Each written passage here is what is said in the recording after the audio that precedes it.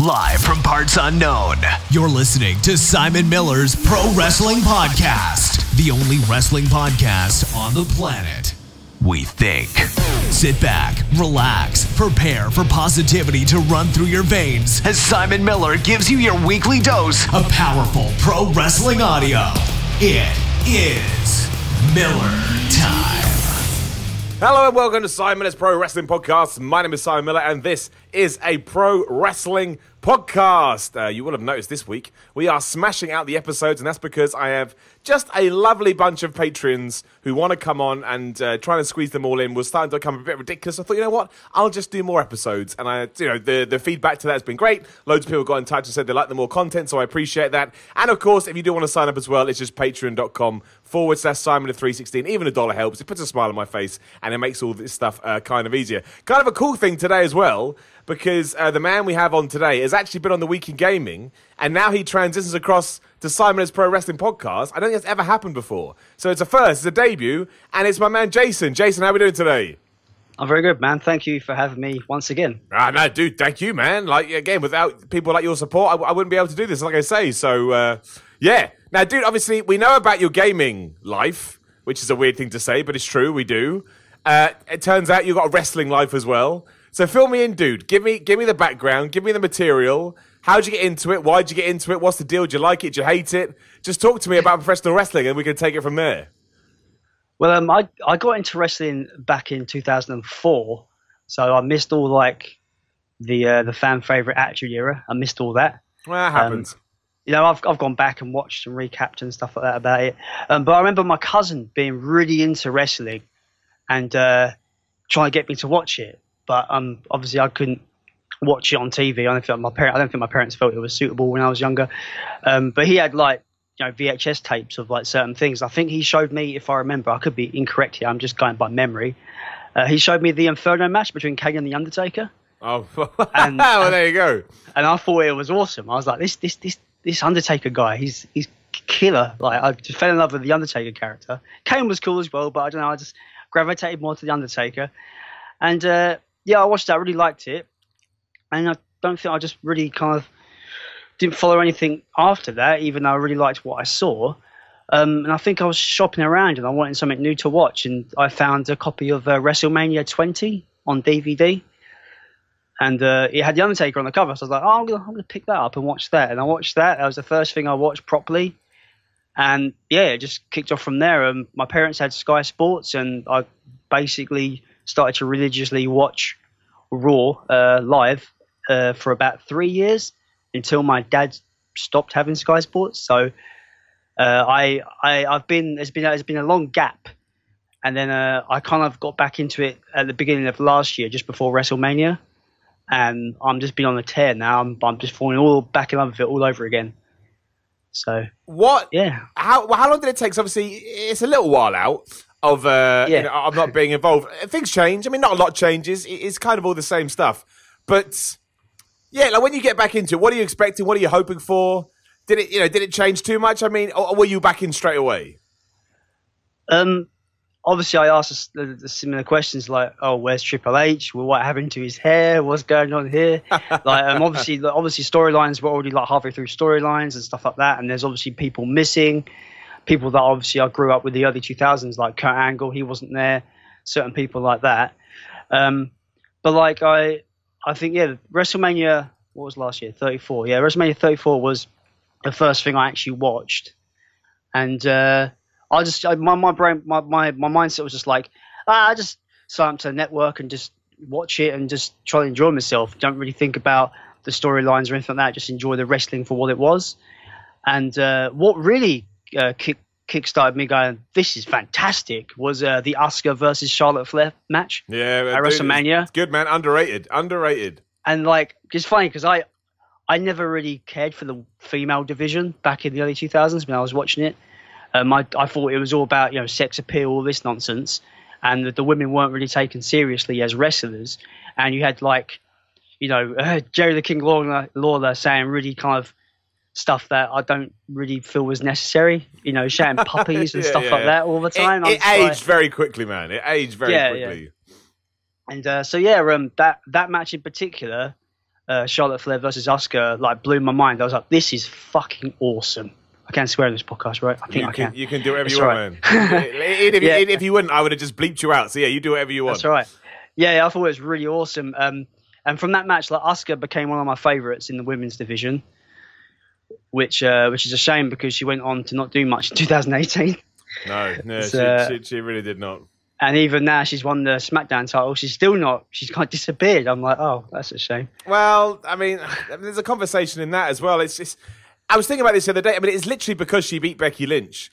And the last thing WWE need now is to, have anybody coming out saying they beat Becky Lynch. I think they're going to go back to it. It's one of these bizarre things where WWE seems to have backed themselves into a corner. Like, I don't think there would have been anything wrong with Asuka coming out every week saying, I beat Becky Lynch, I tapped Becky Lynch out. And then Becky Lynch addresses that and says, like, one thing at a time. I'm going to take out Ronda Rousey, and then I get to Asuka. And that'd be great, because she could have won at WrestleMania and then gone straight into that feud, however you want to do it. I know it's tough because they'd both be champions, but it would have been interesting, and also you would have been rewarding people for tuning in and, following the story and being invested in the matches. Rather than go, well, she had a really good match with Becky Lynch at the Royal Rumble, let's just keep her off TV. That's what I don't understand. So it's very, very strange. But I think that WrestleMania 34 match between Charlotte and Asuka was one of the best things on the card. I thought it was absolutely brilliant. Maybe in hindsight, it would have been better if Asuka had won to keep her undefeated streak alive, because as you said, it kind of negated all of that. But it was, I totally agree. I think the coolest thing about coming back to wrestling now, and you can say it's better then or better now, whatever it is fine. But I do think it's more... It's better balance when it does come. I mean, diversity a little bit better, but not where it should. But certainly when it comes to gender equality, and not a lot of people like those kind of terms, but it's important. And I think the proof of that is right now the hottest thing on the show is Charlotte, Becky, and Ronda. Like, that is, they got given an opportunity and they've absolutely run with it. Yeah, and me and my friend, we were over the weekend. We just decided to go back to those first few kind of early 20s, like. WrestleManias, when WrestleMania 20, 21, 22, etc. And we just ended up laughing our heads off because it'd just be one moment, it'd be a really good like hardcore match between Mick Foley and Edge from WrestleMania 22, which I love that. It's one of my favourite matches. And then I go from that to like a bloody Playboy match with the women. I'm just like, really WWE? This is what you used to do? Like, it's a bit like you just sigh and go, no, this is where they used to be. That's depressing. Yeah, I mean, it's...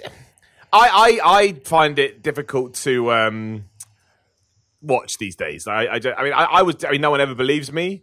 But even back then, it wasn't really my. It just wasn't. It just wasn't. I don't know why. I can't explain it. But it was just. I found it uncomfortable. Maybe my mother brought me up too well. Maybe I don't know. But I was always. I don't really want to see women.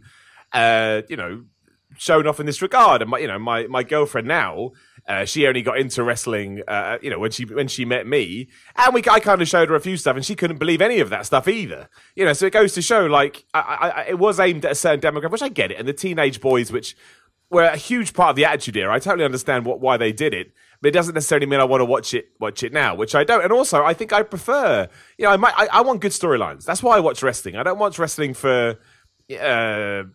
Second-rate pornography, I guess, for lack of a better term. I watch it because I like good stories and I like in-ring action. And the more people you can do that with, the better. I don't care who it is. I don't care if it's men, women, luchadors, Russians, Americans, Englishmen, whatever. I don't care. Just make it good, make it compelling, make it interesting, and you'll get me. And there's the argument, which we could probably talk about now. I mean, so you come back into wrestling now. And, the world is very, very different, even from sort of, 2004, 2005, because the internet, as it has grown, has become, you can argue kind of the hardcore fan base that WWE has now is an internet, quote unquote, internet wrestling base. I know that's a minority, I'm sure, but they're very vocal about it. How do you kind of approach it nowadays? I mean, do you read all the information? Do you just watch it for what it is? What do you think they can do better? What do you think you can do worse? What's your kind of overall take? I don't really know if I have really a take. I just enjoy watching it for what it is, I suppose. I have like certain things that I'm just like, well, they could have done that better, or that was a bit of a waste. Like, for example, the Elias spot on Raw this week, that was a waste of what, however long that spot was. It was a waste. Like, what were they doing there? It just didn't. They didn't build to anything with that, in my opinion, unless they do. I don't know, but it just seems like. Here's Elias. He's super over. but they've done nothing with him really. Stuff like that. So I feel that sometimes they can. Obviously, 3 hours of television is quite hard to fill, I suppose. But sometimes I feel like they could have done without that, or maybe put something else in its place or something. I don't know. I'm rambling now. Dude, that's all this podcast is, man. Like, ramble away, my friend. No, I think you're probably right. The Elias thing I don't get at all, because he was, I thought, doing all right as a face, and then all of a sudden he's gone again. And I was like, okay, you're back to being a heel. I don't really understand why, but, I'll roll with it as best I can. But that's kind of something that they're very fast and loose with at the moment. I mean, the last couple of months alone, Braun Strowman went face for no reason. And a bit before that, Nia Jax had gone heel for no reason. Obviously, Elias went back to being a heel for no reason. Rusev jumped around a little bit. Alexa Bliss jumped around. Dean Ambrose. Like, that is something I think they could do better with. Sort of have proper established roles that you're not overly surprised about. But hey, that's just what you do. Well, coming up to WrestleMania 2, obviously you've got the Elimination Chamber this Sunday. What would you like to happen at all of those? Because it's an interesting pay-per-view in the sense it kind of gets in the way. And I was listening to another podcast today that said the same thing. It's like the Elimination Chamber just feels like this big obstacle that you just have to get around before we get to WrestleMania. Is there anything you see coming out the back of it? Because really, the only thing that actually matters on this show to me is the women's tag team match. I think that the men's Elimination Chamber match will be good, but I don't think we're going to get much out of it because I believe Daniel Bryan's going to retain. Whereas at least we're getting the first ever women's tag team titles, which I think is a big deal. Well, I do personally. Yeah, I agree. I think that's going to be a really good match. I think majority of the teams in that match are entertaining and good in the ring, so I think that's going to be fun. I think what Bayley's done over the last couple of weeks is just like she's kicking ass, which I'm really enjoying watching. Yeah, and there's one thing on the card that I'm just like, well, that's come out of nowhere. And there's one little gripe I've got from Monday Night Raw about it, is where you got Ruby Riott versus Ronda Rousey for the Raw Women's Championship. And I swear they must have forgotten about that during Raw because they kept promoting Becky Lynch versus Ronda Rousey at WrestleMania. Well, it might be that if she retains. So are they spoiling it, to make us think, well, she's going to retain, isn't she? Like, how can she not retain against Ruby Riott? But like, it feels like they've established this match at Elimination Chamber, but they're still promoting WrestleMania with Ronda Rousey on the card. It just seems a bit like they're conflicting themselves a little bit there, and it kind of gets in the way of the storytelling a little bit. I'm a bit like, well, that takes me out of the immersion a little bit. No, I think that's one of it's a bad match as far as I'm concerned, because I said it. I did my predictions obviously on the podcast, and I've done them for What Culture. They'll be up soon. But it's one of those matches where, I mean, look, Ronda Rousey could technically lose. I don't think she will, but it could be a count out, it could be a DQ, or it could be something like that. But there is no way she's losing that title, because if she lost that title, not only would it be a stupid way for Ronda Rousey to lose anyway, but it completely upends the WrestleMania 35 main event. And it's like, why on earth would you do that in any world?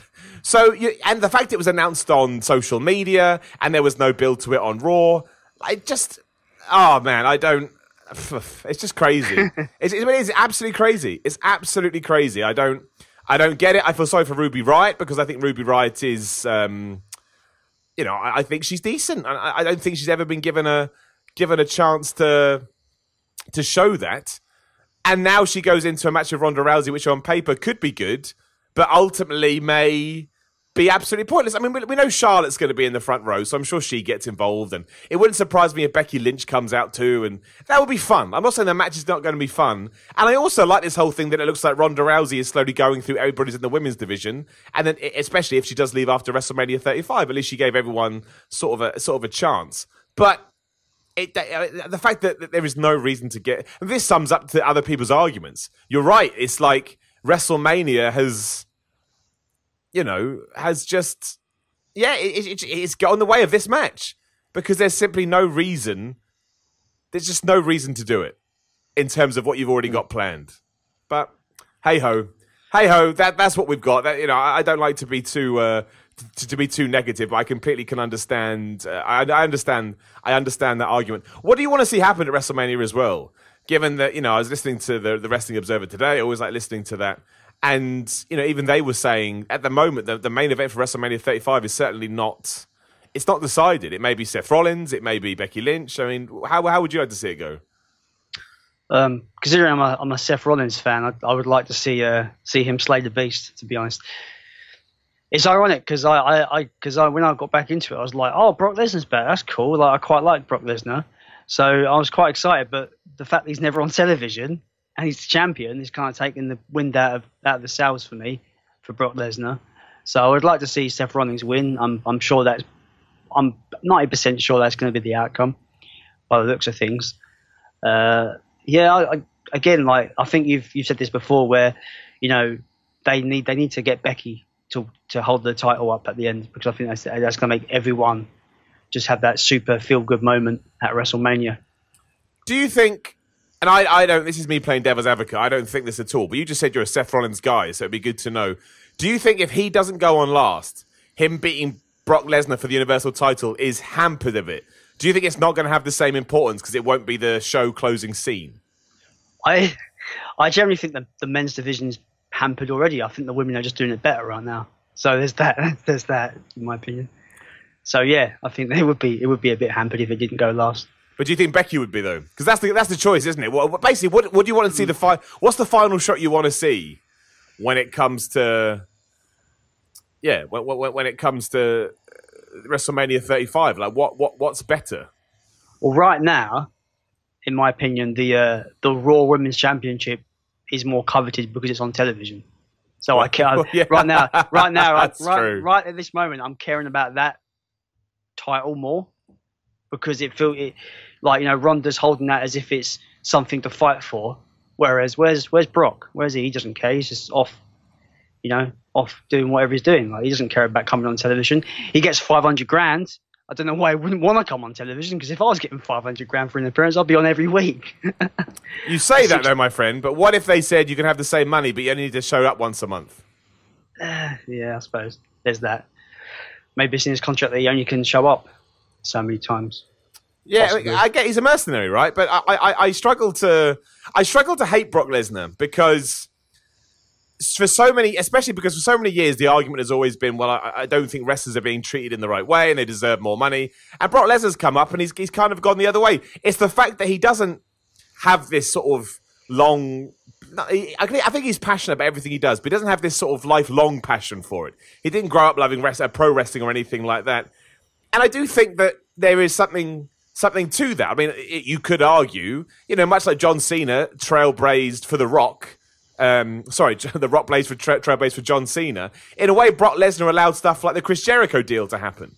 Like, apparently, Chris Jericho has a very Brock Lesnar type deal. Now, I think Chris Jericho probably could have got that on his own, but I also wouldn't be surprised if Chris Jericho is saying something like, "Look, I want a Brock Lesnar type deal," and everybody knows what that is. I think the real issue is that Brock Lesnar has the Universal Championship. I don't think people would be as down on Brock Lesnar if he wasn't the champ. I think everyone would be all right. I agree with that. I think it totally is, because he's got the Universal Championship, and it has been off TV for a long ass time too, which is I have a question actually to just put to you and to everyone that's listening. Basically, I have a question. So basically, if Roman Reigns didn't get unfortunately get leukemia back and he had to relinquish the title, do you think it was planned for Brock to win that match at Crown Jewel? Was it Crown Jewel? Yeah, it was. No, I think Roman Reigns would have retained. I think it was just they're doing one of those Saudi shows. They want all the big names on it. Whatever we think, Brock Lesnar's a big name. And then, I mean, apparently the long-term plan was to have Dean Ambrose versus Roman Reigns at WrestleMania 35. I don't know if that's true or not. That's just stuff that I've read. So, yeah, it's fascinating, really. But I don't know. In hindsight, at the time, I was convinced that Braun Strowman should win. But in hindsight, I'm not sure if that was the best idea. Because Braun Strowman seems so negated by this stage, which is not his own fault. It's just how he's been booked. And yeah, the irony being, one of the things that made him hamper in that position was the terrible... Well, actually, I like the match itself. It cracked me up. But, the idea of the story in their Crown Jewel match was meant to be Brock Lesnar got the upper hand over Brock by Baron Corbin hitting him in the head with the title and never got back. But I just took it as Brock Lesnar whipped his ass.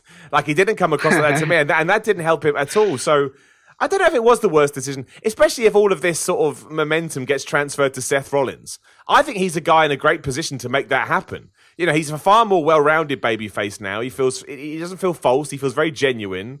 People are excited to see him. The whole burn it down things worked. So, yeah, like I'm all right with it. I think in hindsight it probably was the best thing to do. And we're always quick to rag on WWE, but in my gut, I think that.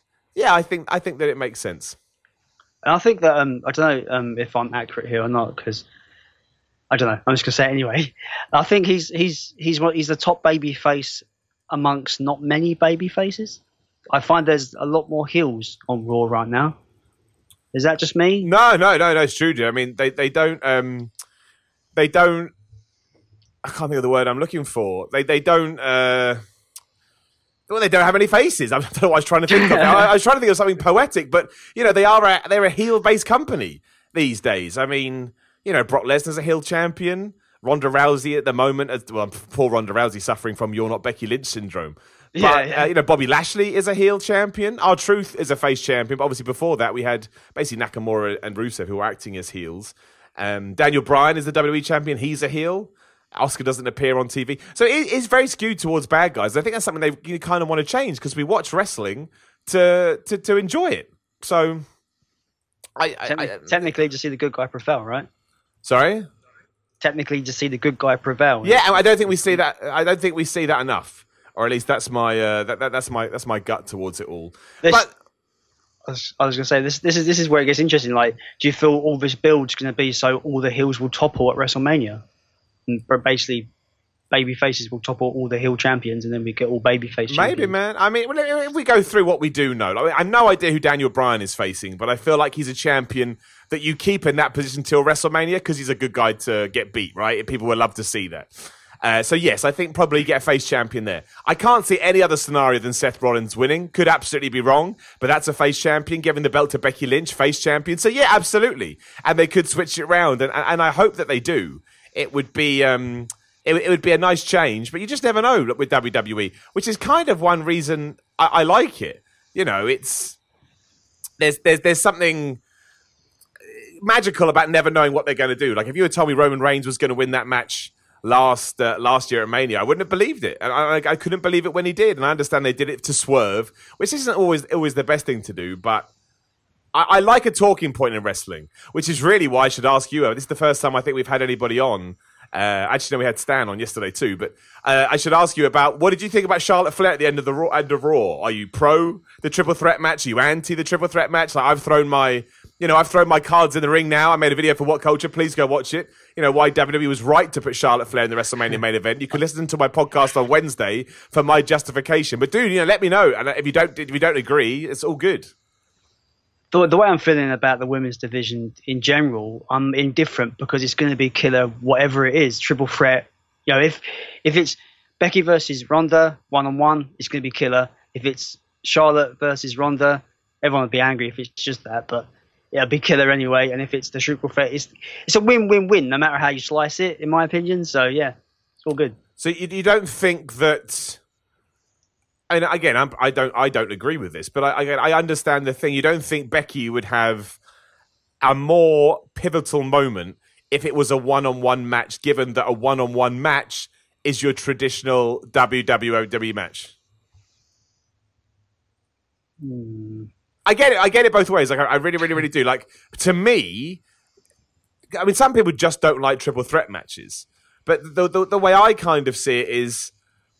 But I should have said this on my video that I did for What Culture. Maybe I don't think I pushed it enough. But Ronda Rousey, to me, is not someone who... I don't think she fits that heel role. Like, I don't think she's massive... I'm not going to say she doesn't deal well with the boos. That's a bit mean. But I think it kind of threw her. And I don't think that's something that she's all too... up for, if that makes sense. Whereas Charlotte, as soon as she came out, she was, she loved it. She loved those boos. Like I don't think she could get enough of it. I think she was like the cat that got the cream. So, and I think that's what you need. I think you need the heel champ, the heel, whatever. I think you need a heel in the match to justify I just don't think Ronda's that person. I don't think Ronda is that heel. I don't think she was ever meant to be that heel. I think she suffered from, you know, literally just from, what's the word I'm looking for? She literally was Roman Reigns in the sense that Becky Lynch is Daniel Bryan. And, you know, that's all people wanted to see. And all of a sudden, Ronda Rousey was in the way of that, so we'll just boo Ronda Rousey. Whereas Charlotte, as the internet and social media has shown, there is a proper vitriolic hatred for her, and she kind of understands the pro wrestling role more than that. And I like that. I like that a lot. I just think that it helps. And that's why I think it's better. I think the match will be better too. And I think you have to, while it probably makes sense in terms of tradition to do a one-on-one, I think actually when you add up all the little bits, the triple threat match for me stands out. Now, do you think that, because I've come to the conclusion that Charlotte's been added to this match because WWE don't want Becky nor Ronda to take the loss. Charlotte's there to take the pin. Do you think that? I think that there's an argument for that, and I don't mind that at all because, look, take us back to Ronda Rousey, Asuka last year, and the big problem with Asuka was we didn't want her to lose, but WWE felt the need to do that, and she's never quite been the same since. So if Ronda Rousey can actually walk out from WrestleMania 35 without ever being pinned or ever being submitted, you hold on to that and we still get what we want. And I get it, some people actually want to see her pin Ronda Rousey. But again, I don't... At SummerSlam, before Becky Lynch did the whole thing with Charlotte, everybody loved Ronda Rousey. She was the beloved, most popular person in that division. So I don't actually think... I think we've just kind of been... we've been pushed off course a little bit by thinking that when really I think just Becky Lynch winning regardless is good. Charlotte's got the moxie to be able to get over that. It means when Ronda Rousey does come back, which she will, I'm pretty sure she is contracted for another 2 years, it allows her to keep that, the mystique, and it means Becky can still get her moment and we still have something in the tank for someone to beat Ronda. So I'm all right with that. I just think it makes so much sense long-term planning. And that's the other thing that everyone accuses WWE of not doing. They say, like, oh, they're no good at long-term planning. Well, now I think that they are. And I know there's still other things you can point holes at, like why the hell did they hug before TLC? But again, I've said it 1,000 times. If I'm going to start getting hung up on WWE decisions and about what they did with the past, I may as well stop watching WWE because that stuff happens all the time. But yeah, no matter what the reason was, I like it. I think Charlotte being in there is just a massive plus. It just gives us great wrestling at the end of the day, doesn't it? Well, that's it, and that's what we want, right? What else do we want? What else do we want? Like, as long as the matches are good, who even cares? Like, who even cares? I mean, that's how I see it. But again, I understand that I watch wrestling very differently from most people. I'm quite a happy-go-lucky chap, so what do I know? But what about you, man? Like, what's kind of your feelings towards it all? Like I said, I just think it's going to be a great match no matter how you slice it. And I think, like you said, I think it is going to be a good way to kind of push storylines after WrestleMania. Because obviously if Charlotte takes the pin, I think that's going to restart a program. Possibly could restart a program with Becky and Charlotte if Ronda leaves, and maybe we could have another a more kind of where Charlotte is straight up heel versus Becky, and then about ever because the program when Becky went heel, or technically went heel, I wasn't that invested in that program too much because obviously like everyone was all for Becky not being heel and everyone loved it, so it was a bit kind of weird. But if they have a proper, Charlotte's the heel, Becky's the face, and have a proper program, I think that would be awesome to see that proper be fulfilled there, like after WrestleMania maybe. Possibly. But I think you do have to... I mean, what does Becky... Let's say Becky wins, right? Becky wins and she beats whoever. She's the champ. What does she do? Who does she face? Where does she go? That's the big question. I mean, you want to make sure you keep that hot streak alive. So what kind of position do you put her in to make sure that she stays that way? I'm not saying I have the answer, but I'm saying it's certainly something that we should look into. Yeah, I don't have answers. No, no one does. That's why it's quite hard to. That's why it's quite hard to book wrestling. What's your opinion on stuff outside of WWE? Did you into it? You're pretty much a WWE guy. I've never watched anything outside really. That's amazing. Let's talk about that. Why not, man? There's no wrong to that, but I'm just intrigued. I don't know. I just haven't. There's only so much time in a day that I can really kind of put to wrestling. Really. Yeah, well, of course. How much do you try and watch? Like, do you watch everything live? Do you watch it on YouTube? Do you consume it through social media? I'm on the network, but I do have illegitimate means of watching the weekly shows because I can't watch them live because they're too late at night over here in the UK, right, as you know. But you do. live it, so you definitely know. I'm blessed to live it though, man. I got a cool gig. There's no point pretending otherwise. Back in the day, I used to watch it wait until when it was a 2-hour show, Monday Night Raw. I used to wait until 2 a.m, watch it until it finishes at 4 a.m, then go to bed, and then it was a bad idea. Get up for work at 7. It wasn't fun. I don't recommend it at all. Don't do it. Don't do it, guys. It's a bad idea. What are some of your favourite wrestling memories though, dude, when you look back? Because I always remember staying up for Bad Blood and Kane arriving, or when Stone Cold Steve, I remember taking the day off school when Stone Cold Steve Austin beat the Undertaker at 1998 SummerSlam. When John Cena came back, always pops in because I'm watching a load of mates and we just couldn't believe it. What kind of really cements your fandom when you look back into the past? This is going to be maybe controversial, but when I look back, 2004 was the main year that I remember the most in terms of certain heels and certain champions and stuff like that. And I just remember JBL being a wonderful heel, and I you said a couple of weeks back, Vince McMahon is the ultimate heel. I agree. I think second to him is probably JBL because everyone that I spoke to hated JBL and they just wanted him to get the shit kicked out of him, and he did. He got a lot of shit kicked out of him, but I just loved him for how much you kind of just wanted him to just lose, and you just hated his guts, and he was so up his own arse, and he was a great heel. I just remember him being really, really cool. I really enjoyed every week watching what JBL would do. He had the championship for a long time at that point as well. I think he was one of the longest running champions that point. He was, my friend. That was his whole shtick. Yeah, and I thought he was really good. Obviously, building up to WrestleMania 21 when he obviously, which pretty much kickstarted the John Cena program and made John Cena a massive star. That was really fun to watch. One of the best matches ever that I remember watching live. I think it was WrestleMania. I think it was WrestleMania 21. It was Kurt Angle versus Shawn Michaels. That was an awesome match. From WrestleMania? Yeah, WrestleMania 21, I think. Yeah, you're right. I think that was a crazy match. I mean, it's one of those matches people have been asking for ages, and they delivered. Yeah, it was great. How do you think stuff compares then to now? Because, a lot of people say that the roster WWE has now is better than ever. And yet I can't remember the last time somebody talked about a match, as you've just mentioned, that they do now. So, I can't help but feel like the roster's a bit bloated now. And there's too many belts. Sometimes I feel like the belts, people don't act like the belts are something worth fighting for. Aside from odd occasions like Becky Lynch and the women's championship and stuff like that. There's not much like the Daniel Bryan, the hemp belt, right? I love it. I love what Daniel Bryan's doing. He's doing a great heel job. But I'm not invested in all these guys really wanting the belt. Do that make sense? I'm not feeling the desire for them to be champion, even though you have these little snippets of them going, "I'm going to be champion," blah blah blah. Yeah, you can say that, but I'm finding it less believable than I did back in the day. If that makes sense, people's desire for being champion and getting the belt and all that.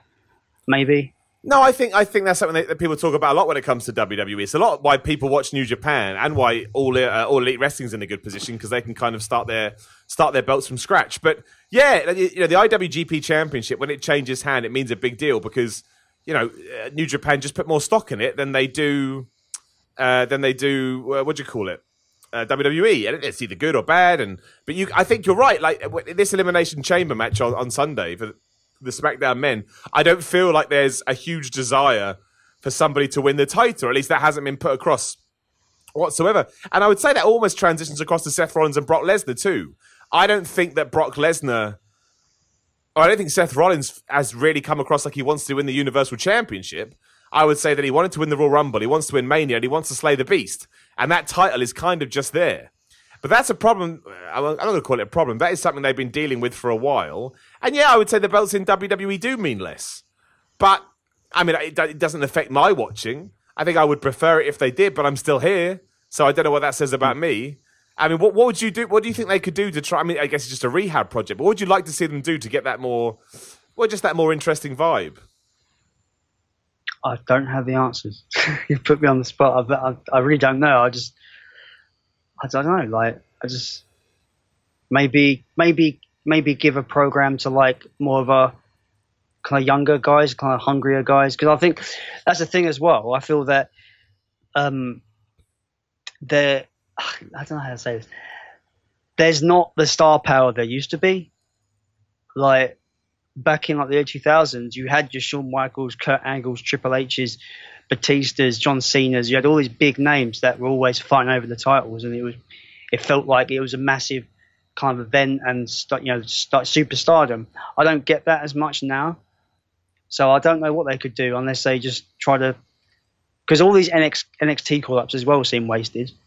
So you got all these young up and comers that they could really kind of push to get hungry for being champion, but they don't seem to be doing that either. So I don't know what they could do to really to kind of rectify what I'm feeling there.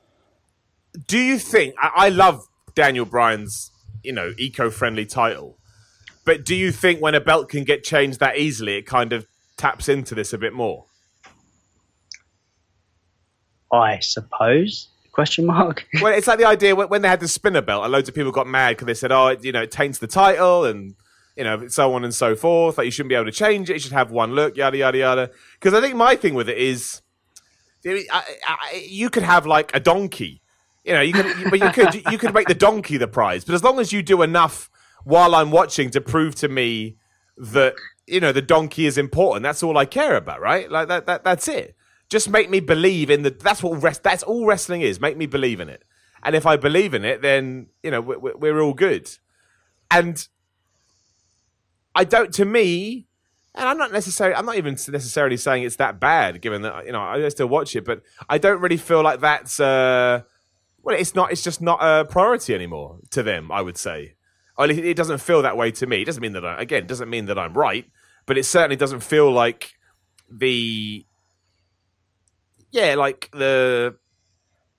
that's what they consider to be important. I think getting people over is important, and I think, making sure the machine keeps going is important. And I think that's one of the reasons they don't care that Brock Lesnar's got the title, because they're like, all right, well, this is the decision what we decided to do, and we're cool with that, because I can't remember the last time that people were really, really like, wow, I have to see who's going to win this championship match. Like, even at WrestleMania, I don't think it happens that much anymore.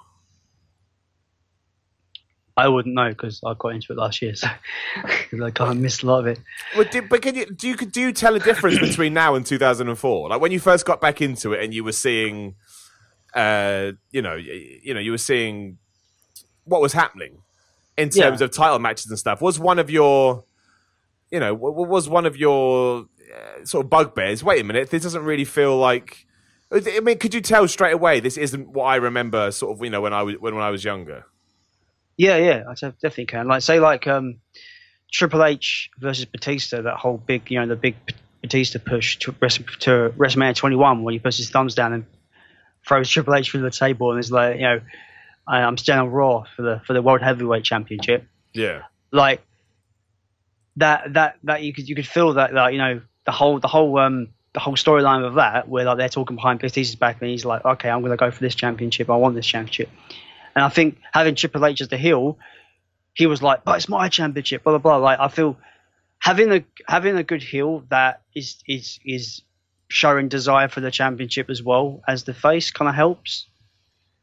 Because if you look at the Universal Championship, we're not seeing Brock Lesnar on television, and you're not really... He doesn't really show desire that he's got it. You got like Paul Heyman's going, the reigning can defend him, blah blah blah. But like, because Brock Lesnar doesn't speak that much, you can't really tell that he's like all for having the championship. He just seems to be like, well, this is on my shoulder. Come back in a month.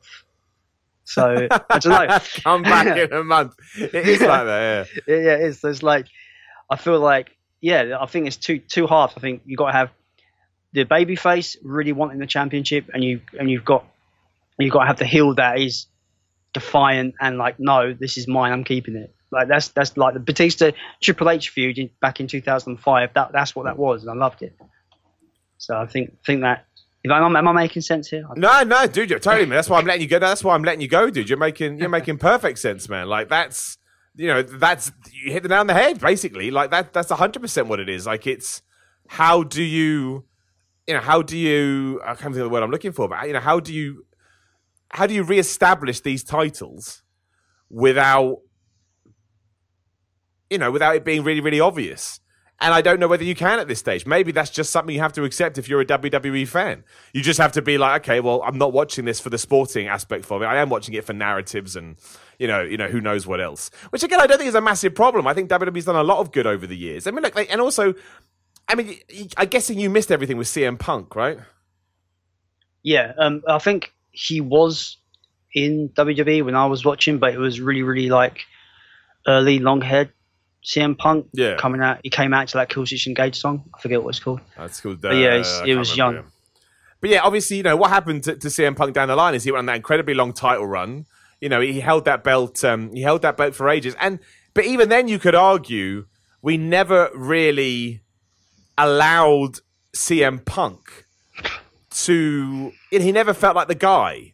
His World Championship match was always second on the card. John Cena would be in the headline spot. I remember on one pay-per-view, it was John Laurinaitis versus John Cena that got ahead of, that got ahead of that. And that's, I don't think that's, it makes the champion look, I don't want to say it makes the champion look weak, but it certainly draws a line in the sand about what you're tuning in to see. And if you're longest reigning champion of the last 10 years or whatever, more than that, 25 years, whatever it was, if that person can't, make the kind of splash that people are looking for, and it did help the title a little bit because everybody was intrigued to see when he was going to lose. But the fact of the matter is, WWE didn't put him in a position where it felt like he was the guy, and he was the champion. So you ask yourself, okay, well, if the champion's not the guy, who is the guy? And it was John Cena, but John Cena didn't have a championship belt. And I do think I do think it all ties in. And I do think sort of, long term, it has an effect. Like, that's what people are saying now, right? They're saying, okay, WWE's fine when it comes to the TV ratings for now. But down the line, if they do keep driving off the audience and they're not doing what the fans want and, all the things you kind of read on the internet all the time, what do they do in 5 years' time when they have to renew the contracts again? Are they able to, make a big deal like they did this time? I mean, can you ever see yourself being run off by WWE to the point you think, I'm not coming back? I really don't know. Like, unless I think because I stopped watching it solely because I had no means to watch it back in the day. Like I only could watch it on like television. My dad got rid of a certain package where I had the sports channels and I couldn't watch it. So unless they basically disappear, then I suppose that's the only way I would not be able to watch it. I don't know. Like, I just enjoy it. I just enjoy just the wrestling in general. I enjoy the yes. Can't even say that word. I'm not going to try to say it because I'm going to sound like an idiot. Anyway, I just enjoy the physicality and just the wrestling in general and stuff like that. Storylines obviously help it, and I really enjoy some of the storylines involved. But it's all about in the ring stuff for me.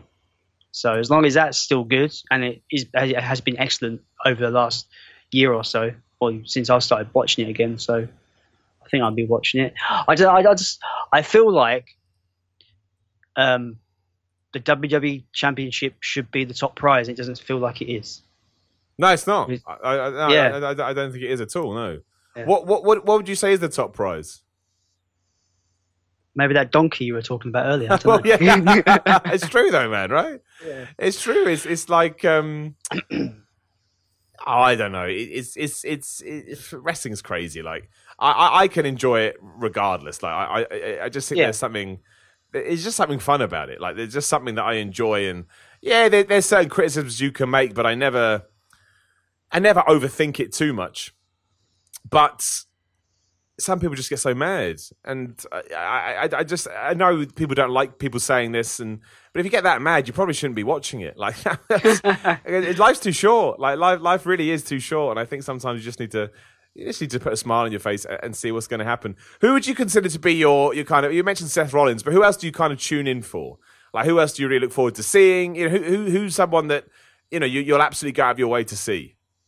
Asuka probably. But it's unfortunate she hasn't been on television recently. Oh yeah, I mean, but I was really happy when she won that triple threat TLC. That TLC match, by the way, holy shit, that TLC match was wicked. I had the grin on my face for the whole thing. I loved it every moment. That was awesome. And I was really happy that Asuka won it because I was like, about time. And then she hasn't been on television. But yeah, Asuka definitely. I'm really enjoy. She's so different to everybody else. How she kind of goes into matches and what she can do in the match is quite crazy. Like I've never seen anyone. You can correct me if there is other people she does that hip attack. I don't think I've ever seen anyone do that before. So that was quite unorthodox. So Well, the best thing about wrestling, man, it doesn't even matter if somebody else has seen it. Do you know what I mean? Like if someone else has done it, if you haven't seen it, she's the first person. That's why it's cool, I think. Because, she will be the person that you always associate that with. Even if you do see the person that, that may have done it, you'll still be like, well, I didn't see it. Do you know what I mean? It's true. I saw it when Oscar saw it. So therefore, Oscar's the person that does it. And that's why it's so important to have a move set and, do all this kind of, you may not think that it's new, but it's certainly new to you because you had no, you had no, can't think of the right word, but you had no exposure to it beforehand. So it doesn't even matter if who else does it. And it's one of the reasons you've obviously warmed towards her. So I think that stuff's really important. It works the other way around as well. Like, say, the super kick, yeah? The super kick, I think Shawn Michaels when I think of the super kick. But there's so many superstars now that do the super kick. And I'm just like, are they trying to copy Shawn Michaels? They're not. But that's what I associate the super kick with. So it kind of works both ways. Yeah, so you think it's an homage to them. Absolutely, dude. Yeah. And again, there's nothing wrong with that either. Like that wrestling is basically built on nostalgia. Like, it's just built on nostalgia and thoughts. Like, that's it. That's the kind of thing that people think about. So I got something. I just remembered that. How I forgot about this, I don't know. But speaking about coming back and watching wrestling, I am going to my first live show in May. They're coming to London. Are you going? Is it Raw or SmackDown? Raw. I'm going to. I can't afford both. Like I've got like ringside seats, so it's cost me quite a bit of money to go. So how did you get ringside? I just booked ringside seats. Like, man, but see, that's how old I am. When I used to try and get ringside seats, you had to fight for them. Well, what a different world we live in. So, how you must be pumped for that though, man. Though, right? Like, oh man, I can't wait, man. Like this year, this whole year was like I'm going to do stuff that I've not done before that I've always wanted to do. So that was one of the things off that kind of bucket list. And then I just thought I'm going to see if they're coming over, like to the UK. I was like, I'll see if they come over, and it's just like they're coming in May, and it's just like I forget what the website was. I think it was like Viagogo, this website, and it's like they have like 40 tickets left. They're selling fast. I was like, and I literally looked for ringside seats because I'm like, I don't want to be up in the rafters. I don't want to be too far away. I want to be right up close to the action. Yeah, so that's that. I do. I tell you, man, it doesn't matter. Yeah, absolutely, mate. It doesn't matter how cynical people get about wrestling. When you go and watch it live, it's just ridiculous fun. Like there's no two ways about it. It just is. Like, it's the best. It's the best live. It's yeah. I mean, that's all I can say. Like, I've seen people that tell me that they never want to watch wrestling, and I take them along to a show, and they're like, "Oh no, I take it back. This is this is the greatest thing, even without pyro." And I won't lie, I do miss. Yeah. I am one of these people that misses pyro. I just think pyro makes everything better. The one thing that's going to be weird is not having commentary. That's going to be a bit weird. It is weird, man. Not a lot of people think about that before they go, but it is something you have to get used to. And I mean, again, when you first go with people, they think there's going to be commentary blaring through the PA, and you're like, there's absolutely no way that would ever work when you think about it clearly. But yeah, and obviously you get the ad breaks as well, and everything just goes quiet for a while, and you'll be able to tell when they're not on TV because somebody will get stuck in a chin lock for about 5 minutes. Like, it's weird, but it is fun, man. Like, it is really, yeah, it just is. It's just a lot of fun. It's a laugh, and Dude, you'll have a great time. I promise. I was, my friend was like, "You could take a sign with you." I was like, "Yeah, I might take a Simon Miller sign. Damn Simon right. Miller 316." Yeah. then you can up my sign on ups and Yeah, downs. see, Can't you? I like it. This is the long game. You're playing the long game here. I like this. I respect it. Now, do it, man. Absolutely, 100%. You should do it. I mean, It always makes. I mean, while we're here as well, anytime anybody does that, you blow my mind. Just so people know, it's kind of like a dream coming true that I never actually thought was ever meant to be a dream. So, yeah. How often do you see people like shouting you out with signs on WWE television? Oh man, I mean it differs. I mean, Yeah. in terms of people bringing signs, I think it's like a few times a month. I always get people tweeting me and stuff like that. So, yeah, it's mind blowing. Like it really is like proper. It really is properly crazy. But yeah, like I said, it's one of those things where I don't think I'll ever actually process it, because how could you? Do you know what I mean? Like it's. Yeah. I never in my wildest dreams did I ever think people would want to bring a sign with my name. I love it. Don't get me wrong. And if it went away now, I feel like there was something missing from my life. But it is, it's absolutely something that it still does blow my mind. Like it really does. But if anyone is listening now and you brought a sign, much love. You have no idea how much you put a smile on my face every time it happens. So yeah, man. Like it's a crazy world we'll live in. That's all I'll say. It's just absolutely nuts. But when I did book my ticket for Monday Night Raw, it kind of has like, I'm guessing it's just like a placeholder lineup, and it's quite ironic looking at it, thinking about it now, because obviously of things that's happened over the last month or so, and it's kind of advertising Dean Ambrose versus Seth Rollins. I'm like, well, that's not going to happen, is it? Well, who knows, man? It may be a work. It may be a work for all we know. There's no way to know, but. No, that is going to be interesting. Like, I don't know what the hell's going to happen with Dean. Well, I mean, there you go. Let's talk about that for a while. But what would you like to happen with Dean Ambrose? Here we are on the cusp of whatever it is going to be. I mean, were you a Dean Ambrose fan? But some people don't care. Some people really, are like, yeah, whatever. Yeah, exactly. I mean, because there's friends of mine that are like, oh, did you see the Shield and all that? I was like, I missed all that, so I've never really had time to really kind of get behind the three of them together. So I never had that kind of them as a team kind of bonding moment, I suppose.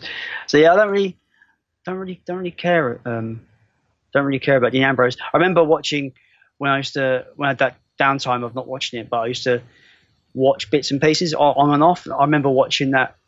I thought it was a terrible match. The Brock Lesnar versus Dean Ambrose match. I forget where it was. It was like a street fight. Is it WrestleMania 31? Yeah, it was just before Brock Lesnar was going to go back to UFC, and he didn't want to have a proper fight. Not 31, sorry, 32. He didn't want to have a proper fight, so Dean Ambrose unfortunately caught the short end of the stick with that one. Yeah, because it was comical. It made me laugh because at one point I swear they put out a chainsaw, and I was like, really? You're putting out a chainsaw? They're not going to use the chainsaw. They didn't use the chainsaw. No, someone did the other day. Someone did actually use a chainsaw, it was in a Joey Ryan match. Some guy just pulled out a chainsaw, and I was like, wrestling's weird these days. Somebody's got a chainsaw, but hey ho, whatever. you do you. But it was it cracked me up. Absolutely cracked me up. I'm again talking about stuff we were talking about earlier. I was never into super hardcore wrestling. Like when it's super hardcore, I'm always like, it's too much for me. Like I don't know. Maybe I'm too much of a prude, but I just give me a good storytelling match and I'm fine. I'm a happy man. Yeah, yeah, I agree. When it gets really obviously, I remember somebody telling me about there's certain independents that go proper, almost like, oh yeah, this is a death match, and they're gonna go as far as they can until they die almost. I'm just like, really? Is that actually happening? Where it's like it's so violent to the point where one of them could die? Does that happen? I mean, some people love that stuff, and again, as always, if that's what people are into, then cool. But yeah, it was never really my thing. I mean, I guess it was, after your time, before your time, sorry, but you may have caught up on it. Did you ever see Triple H versus Cactus Jack from Royal Rumble 2000? No. That's kind of my limit, and that's nothing compared to what some people do. But it basically sees Cactus Jack get pedigreed pedigreed into thumbtacks, which I'll never get over as long as I live. Like, oh my gosh, it's yeah, it's just crazy. But anyway, such is life. That's wrestling for you. You never know what's going to happen. But hey, man, it's provided me hours of entertainment, so I'll never get too upset about it. Before we start to wrap up, man, give me some information I'd like to know. Favorite wrestler, favorite match, those kind of stuff. What really stands out? Favorite wrestler of all time? Question mark. Yeah, Triple H. Really? Oh man, I should have asked you that earlier. Why so? Because a lot of people don't like that shit. I obviously when I used to watch it in the early 2000s, I just think he was a great heel. I really liked him as a heel. I thought he was great. He made you. Obviously, I spoke about JBL earlier, but I still think Triple H. He jumps around a lot, so I think he's like the full package. He's a great face. He's a great heel. He's a great authority figure, I suppose. Yeah, I just think the guy is inspirational, and I think I think he's got the look as well, and he's got Motorhead that opens his music. What more can you want? Yeah, it's true. It's all right. It's all right. What do you think of what he's doing now? Obviously, basically taking over the place one step at a time.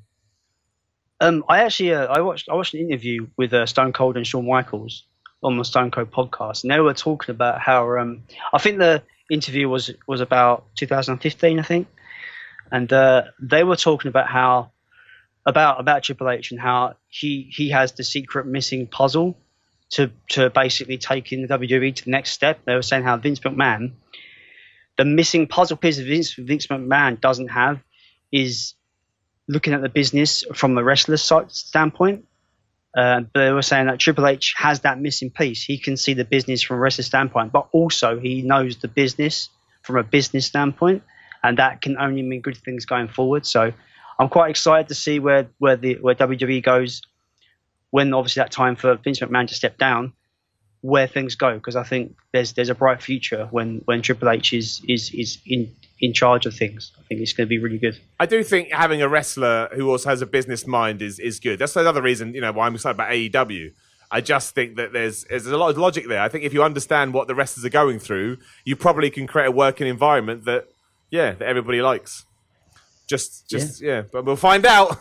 we're definitely going to find out. There's no two ways about it. Right, dude. Is there anything else you want to touch on before we wrap this bad boy up? No, not really. I'm all good. Okay, It's been a good conversation. It has. I love them. They're always fascinating. These things. I absolutely love them. Well, Jason, my man, thank you very much as always. I appreciate you coming on. I'll have to get you back on the video game next one time to keep jumping back and forth. That'd be fun. Yeah, you want to start any Twitter links or anything like that? I have my own podcast. You do? I know this. I have my own podcast called Podcast in Stone. It's a podcast, the only podcast 100% dedicated to Iced Earth, where we go through their entire music career. Iced Earth are a heavy metal band. If people don't know, I love them. The favorite band of all time. We go through their whole 30-year history and touch on all their albums, and we've interviewed all the current members and a plethora of former members. We are literally living the fans' dream, and so you can find us at youtube.com/podcastingstone, facebook.com/groups/podcastingstone. We're on Spotify. Just search Podcasting Stone, all one word, on Spotify, and you can find us at Podbean at podcastingstone.podbean.com. There you go. There you go. All the information. Again, you can watch this podcast as well at youtube.com/Minute Report Rules. Do give that a subscribe. Instagram, Twitter at Simon316. If you're on iTunes, give us 5 stars. And of course, if you can support me on patreon.com/Simon316, I would greatly appreciate it. This is the last episode for the week. I will now give you a break from Simon Miller's Pro Wrestling Podcast. But thank you very much for listening to me, and I'll still talk to you again very soon.